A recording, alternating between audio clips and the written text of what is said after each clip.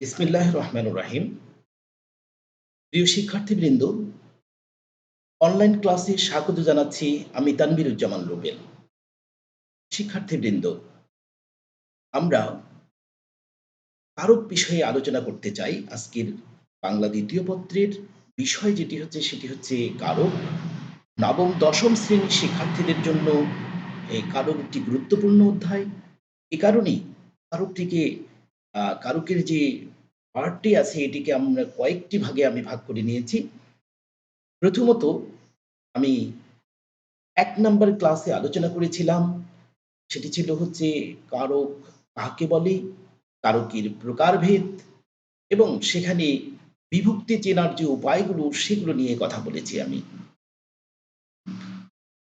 কর্তৃ এবং কর্মকারক সেই আলোচনার বিষয় ছিল ১ম ক্লাসে। ২য় ক্লাসে এসে আমি আলোচনা করেছি করণ এবং সম্প্রদান কারক নিয়ে। এরপরে আজকের ৩য় ক্লাস হচ্ছে এই কারক বিষয়ের। তাই আজকের আলোচনা অপাদান কারক। এই শুধু একটি কারক নিয়েই আমি আজকে আলোচনা করব। আমরা চলে আসি আমাদের পাঠে। আমরা কারকের এই অপাদান কারকের সংজ্ঞায় একটু চলে যাই। আমরা দেখি যে অপাদান কারকটা কাকে বলে? বাক্যে ক্রিয়াটির সম্পাদনা যে জায়গা থেকে হয়, ক্রিয়ার সঙ্গে তার সম্পর্কের নাম অপাদান কারক। আমরা একটু উদাহরণ হিসাবে একটু দেখতে চাই। তিলে তৈল হয়। আসলে বলছে যে বাক্যে ক্রিয়াটির সম্পাদন যে জায়গা থেকে হয়, তাহলে ক্রিয়ার সম্পাদন কোথা থেকে হচ্ছে সেটি কিন্তু খেয়াল করতে হবে আমাদের। এবং ক্রিয়ার সঙ্গে তার সম্পর্কের নাম হচ্ছে অপাদান কারক। যেমন তিলে তৈল হয়। এই হওয়ার কাজটা কোথা থেকে হচ্ছে? সেটি হচ্ছে তিল থেকে। এইজন্য এটি হচ্ছে অপাদান কারক এবং এটা উৎপাদন অর্থে অপাদান কারক হয়েছে। শিক্ষার্থীবৃন্দ, আমরা চলে আসছি যে আমরা এই অপাদান কারক চেনার জন্য আরো কিছু গুরুত্বপূর্ণ বিষয় আছে, যে বিষয়গুলো আমাদের আ খুবই জানা দরকার।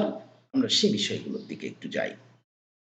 অপাদান কারক যা থেকে কিছু উৎপন্ন, জাত, ভীত, হয়, ডর, রক্ষিত, বিচ্যুত, গৃহীত, বিরত, দুর্ভিত, আরম্ভ, দর্শন, নিক্ষেপ, স্থানবাচক ও দূরত্ববাচক হয়, তাকে অপাদান কারক বলে। আমি এই বিষয়টি আবারও বলছি যে এই শব্দগুলো যদি আমাদের থাকে তখন কিন্তু আমাদেরকে একটু ভাবতে হবে যে এগুলো হচ্ছে অপাদান কারক। আমরা তাহলে কি বলছিলাম যে যা থেকে কোনো কিছু উৎপন্ন, জাত, ভীত, হয়, ডর, রক্ষিত, বিচ্যুত, গৃহীত, বিরত, দুর্ভিত, আরম্ভ, দর্শন, দেখা, নিক্ষেপ, কোথাও নিক্ষেপ কোনো কিছু করা, স্থানবাচক হতে পারে, দূরত্ববাচক কোনো বাক্য থাকতে পারে, হয় তাকে আমরা আপাদান কারক বলব। আমরা দেখি একটু সেই বিষয়গুলো কিভাবে হয়েছে। আমরা একটু দেখতে চাই, কিভাবে চিনব আমরা এটি উপাদান কারক। উৎপন্ন অর্থে তিলে তৈল হয়। তাহলে আমরা যদি কোনো কিছু উৎপন্ন বা উৎপাদন বোঝাই, তখন কিন্তু আমাদেরকে বুঝতে হবে যে তিলে তৈল হয়।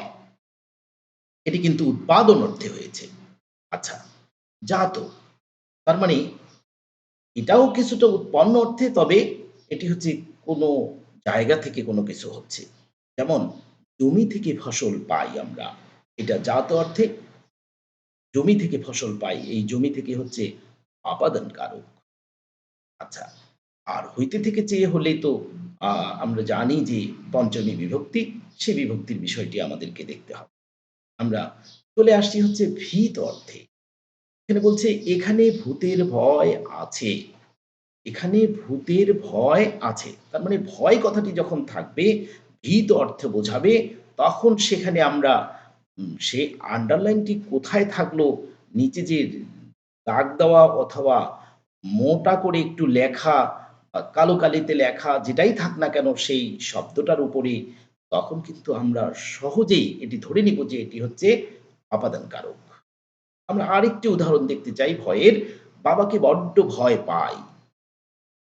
এই যে বাবাকে, এটি হচ্ছে অপাদান কারক এবং কে আছে, কে রে থাকলে আমরা জানি যে দ্বিতীয়া এবং বা চতুর্থী বিভক্তি হয় এবং ভয় কথাটি থাকার কারণে এখানে আর কোনো কিছু না খুঁজে আমরা সরাসরি বলতে পারি যে এটি অপাদান কারক। আমরা চলে আসছি হচ্ছে ডর অর্থটা কিভাবে আসে। ডর, সব বাক্যে কিন্তু আমরা এই ডর শব্দটি পাবো না। এর বিশেষ কিছু বাক্যে আমরা জানি যে সেই মাইকেল মধুসূদন দত্তের বিখ্যাত কাব্য 'মেঘনাদ বধ' কাব্যের একটি বিখ্যাত উক্তি, সেটি হচ্ছে, "আমি কি ডরাই সখী ভিখারি রাঘবে।" এই রাঘব হচ্ছে, আমরা জানি যে আ সেটি একটি আ একটি চরিত্র সেই 'মেঘনাদ বধ' কাব্যের। আমরা সেখানে কিন্তু এই ডরাই শব্দটি পেলাম, অর্থাৎ ডর বা ভয়, এই অর্থটি আমরা পেলাম। এরপরে আমরা চলে আসছি হচ্ছে রক্ষিত, রক্ষা করা অর্থে। কি হচ্ছে যে, "বিপদে মোরে রক্ষা করো, এ নহে মোর প্রার্থনা।" আমরা রক্ষা অর্থেই হচ্ছে এই বিপদ থেকে রক্ষা করার জন্য স্রষ্টার প্রার্থনা সে বিষয়টি। তাহলে বিপদে হচ্ছে, এটি হচ্ছে অপাদান কারক এবং এখানে সপ্তমী বিভক্তির ব্যবহার হয়েছে। আবার বিপদ। এই বিপদটা সরাসরি বিপদ অর্থে আসছে। সেটি হচ্ছে যে আমরা জানি যে আ কখনো, কখনো আমরা বিপদের যে বিষয়টি এটি আমাদের সবার জানা। বলছে যে বিপদ বলে কয়ে আসে না।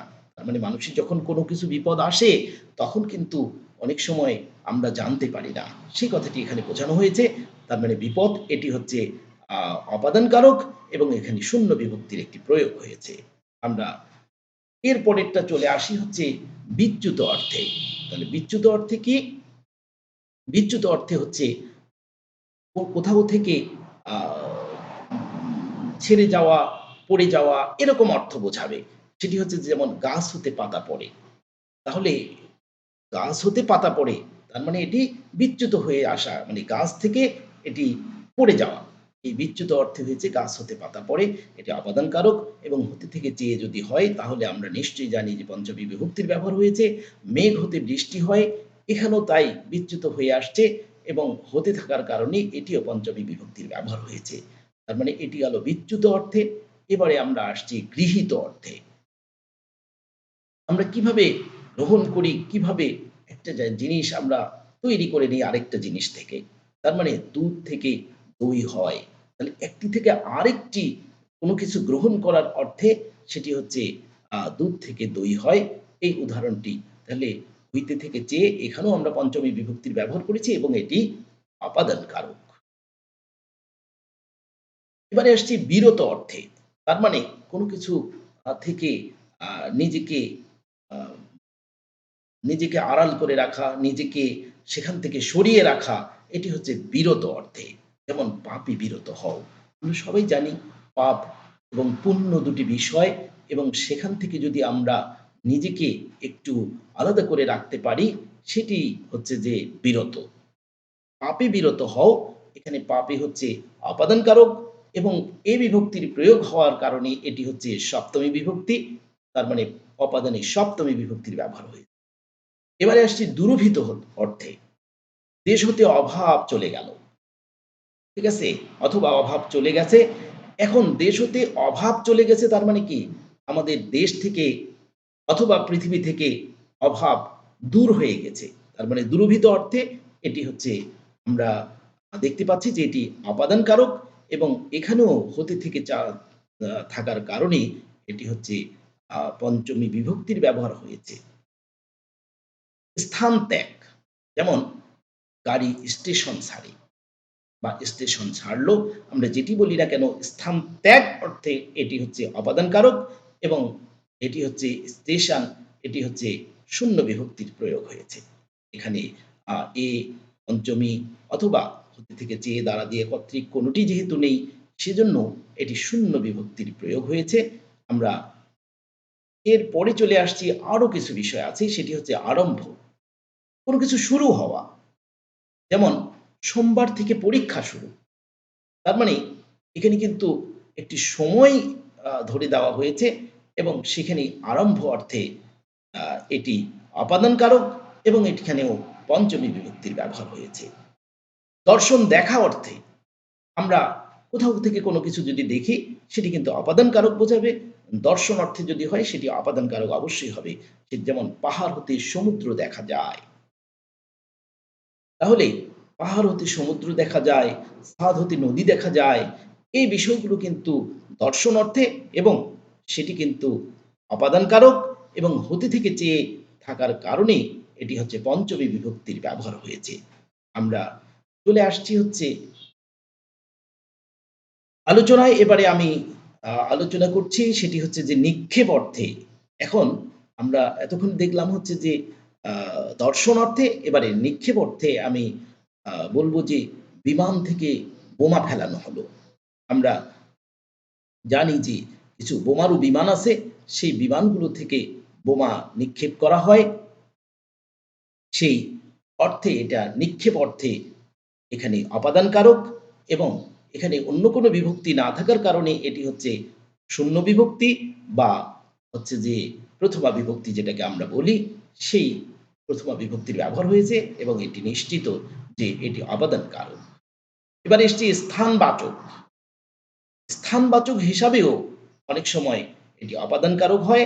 আমরা তিনি চট্টগ্রাম থেকে এসেছেন। এটি কিন্তু অপাদান কারকের একটি ব্যবহার হয়েছে। তার মানে স্থানবাচক অর্থেও অনেক সময় অপাদান কারক হয়। আর স্থান অর্থে হবে অধিকরণ কারক। তবে স্থানবাচক যদি কোনো বিষয় বোঝায় তখন আমরা সেটাকে অপাদান কারক বলব। তিনি চট্টগ্রাম থেকে এসেছেন, এটি অপাদান কারক। এবারে আসছি দূরত্ববাচক। আমরা এমনিতেই সাধারণ অর্থে যদি ঢাকা বুঝি স্থান হিসাবে তখন কিন্তু এটি অধিকরণ কারক। কিন্তু দূরত্ববাচক যখন আমাদেরকে অন্য তথ্য দেবে, তখন কিন্তু আমাদেরকে সেটি ধরে নিতে হবে যে এটি অপাদান কারক। উদাহরণটা কেমন? যে তিনি ঢাকায় থাকেন। এই অর্থে ঢাকা কিন্তু স্থান এবং সেখানে কিন্তু অধিকরণ কারক। কিন্তু দূরত্ববাচক যেভাবে আমরা বাক্যটিতে ব্যবহার করেছি, ঢাকা থেকে যশোর ৩৮০ কিলোমিটার। এখানে কিন্তু একটা দূরত্ব মেপে দেওয়া হয়েছে। তার মানে এরকম দূরত্ববাচক যদি বোঝায়, তখন সেটি কিন্তু অপাদান কারক হবে। সেটি আর অধিকরণ কারক হবে না। অপাদান ও অধিকরণ কত কাছাকাছি এই বিষয়টি আমাদের একটু জানা দরকার যে অপাদান এবং অধিকরণ অনেকটাই কাছাকাছি কিছু বাক্য আছে। আমরা সেই কিছু বাক্য একটু দেখতে চাই। বলছে যে ছাদে পানি পড়ে। ছাদে পানি পড়ে এখানে ছাদ থেকে পানি কিন্তু গড়িয়ে পড়ে। সেই অর্থে এটি কিন্তু অপাদানকারক। আর ছাদে বৃষ্টি পড়ে এখানে কিন্তু ছাদ স্থান অর্থে এখানে কিন্তু অধিকরণ কারক। অতএব ছাদে পানি পড়ে অপাদানকারক, ছাদে বৃষ্টি পড়ে অধিকরণ কারক। দেখি আমরা যে কত কাছাকাছি একটি ২ টি বাক্য, অথচ একটি হচ্ছে অপাদান কারক এবং একটি হচ্ছে অধিকরণ কারক এবং ২ টি কারকেই আমরা দেখতে পাচ্ছি যে এখানে এ বিভক্তি বা সপ্তমী বিভক্তির প্রয়োগ হয়েছে। আমি এবারে আলোচনায় আসছি হচ্ছে আবারও ২ টি বাক্য আছে যে ২ টি খুব কাছাকাছি। আমি সে ২ টি বিষয়ে সে ২ টি বাক্যের আলোচনা করছি। যেমন "বিপদে মোরে রক্ষা করো, এ নহে মোর প্রার্থনা।" এখানে রক্ষা অর্থে আমরা বিপদকে বলছি। এটি অপাদান কারক। আবার বলছে "বিপদে অধীর হইও না।" এখানে বিপদ আবার অধিকরণ কারক। শিক্ষার্থীবৃন্দ, এই বাক্যগুলো খুব ভালোভাবে তোমাদের রপ্ত করতে হবে, ভালোভাবে আয়ত্ত করতে হবে। কারণ এই বাক্যগুলো খুব কাছাকাছি আমাদের বুঝতে কিন্তু অনেক সময় কষ্ট হয়। এজন্য এগুলো তোমাদেরকে ভালোভাবে দেখে নিতে হবে। এবারে একটি আ অন্য বিষয়ে আমরা আসছি। সেটি হচ্ছে যে এই অপাদান এবং অধিকরণী চেনার জন্য আরো ২ টি আরো ২ টি বিষয় আছে যেগুলো আমরা একটু যদি খেয়াল করি তাহলে আরো সহজ হবে আমাদের জন্য। সেটি হচ্ছে যে আ মাইনাস এবং প্লাসের একটি বিষয় আছে। আমরা যদি একটু গভীরভাবে অনুধাবন করি তাহলে এই অপাদান অধিকরণ চেনাটা একটু সহজ হবে। কিভাবে? আমরা চলে আসি যে মাইনাস এবং প্লাসটা কিভাবে হয়। আমরা দেখি যে গাড়িটি ঢাকা থেকে খুলনা গেল। এখানে কিন্তু আ ২ টি বাক্য, ২ টি শব্দ আমরা দেখতে পাচ্ছি। একটা হচ্ছে ঢাকা থেকে, আরেকটি হচ্ছে খুলনা। এখানে ঢাকা থেকে এটি কিন্তু মাইনাস হয়ে গেল। কোথায় গিয়ে প্লাস হলো? সেটি হচ্ছে খুলনায় গিয়ে। তাহলে মাইনাস হচ্ছে ঢাকা আর খুলনা হচ্ছে প্লাস। অতএব এখানে ঢাকা থেকে হলো অপাদান কারক এবং খুলনা হলো হচ্ছে অধিকরণ কারক। শিক্ষার্থীবৃন্দ, তোমরা অবশ্যই এই বিষয়টি আ ভালোভাবে দেখবে। এরপরে আমি আরো ২-১ টি উদাহরণ দিচ্ছি। সেটি হচ্ছে গাছে পাতা আছে। তার মানে একটি প্লাসের ব্যাপার আছে। অতএব এটি হচ্ছে আ অধিকরণ কারক। আবার গাছ থেকে পাতা পড়ে এটি কিন্তু মাইনাস হয়ে যাওয়া। গাছ থেকে পাতা পড়ে মানে গাছ থেকে এটি কিন্তু মাইনাস হয়ে গেল। এইজন্য এটি কিন্তু অপাদান কারক। আমরা চলে আসছি আরো একটি উদাহরণ দেই। তিলে তৈল আছে। তার মানে এটি প্লাসের ব্যাপার আছে। তার মানে আ এই কোন কিছু প্লাস হওয়া। তার মানে এটি আছে। তিলে তৈল হয়। একটি থেকে আরেকটি কিন্তু উৎপাদন অর্থে এটি কিন্তু মাইনাস। তার মানে আ তিলের যে শ্বাসটি আছে সেটি কিন্তু চূর্ণ-বিচূর্ণ হয়ে কিন্তু তেলে পরিণত হলো। তার মানে মাইনাস হয়ে গেল। এইজন্য তিলে তৈল আছে এটি প্লাস, অতএব এটি হচ্ছে অধিকরণ কারক এবং তিলে তৈল হয় এটি মাইনাস, অতএব এটি হচ্ছে অপাদান কারক। আমরা এই পর্যন্ত আজকের আলোচনা। আমি আশা করব যে অপাদান কারক আমরা সুন্দরভাবে আমাদের আ যে আলোচনা হলো সেটি শিক্ষার্থীরা ভালোভাবে অনুধাবন করবে এবং অপাদান কারক কাকে বলে, অপাদান কারকের যে চেনার কিছু উপায় আছে, সেই উপায়গুলো কোথা থেকে আরম্ভ হচ্ছে, গৃহীত হচ্ছে, বিচ্যুত হচ্ছে, পতিত হচ্ছে, আমরা সেই বিষয়গুলো কিন্তু আমরা খেয়াল করব। দর্শন অর্থে বোঝানো হয়েছে। আবার কিছু, কিছু বাক্য আছে যে খুব কাছাকাছি যেগুলো অপাদান এবং অধিকরণের সাথে দুটিরই কাছাকাছি মিল আছে। আমরা সেই বিষয়গুলো আমি দেখতে বলব। এই আ আহ্বান রেখে আমি আজকের কথা এখানেই শেষ করছি এবং আগামী ক্লাসে অধিকরণ কারক নিয়ে আলোচনা হবে এবং সেই ক্লাসটি দেখার আহ্বান জানিয়ে আজকের কথা এখানেই শেষ করছি। সবাইকে অসংখ্য ধন্যবাদ।